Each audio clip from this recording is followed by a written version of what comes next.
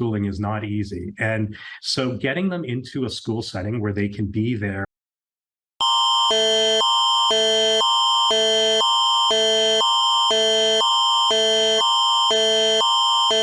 This is an Alberta emergency alert. Alberta Emergency Management Agency has issued an interprovincial civil emergency alert. This alert is in effect for Alberta. A RCMP alert is being extended to Manitoba and Alberta. A dangerous person alert is in place after multiple stabbing incidents reported September 4th in multiple locations, including James Smith Cree Nation and Weldon, Saskatchewan.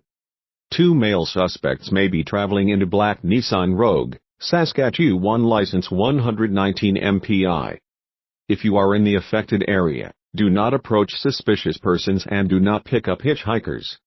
Report any information to your local police, and report emergencies to 911. For details visit www.emergencyalert.alberta.ca or stay tuned to local media.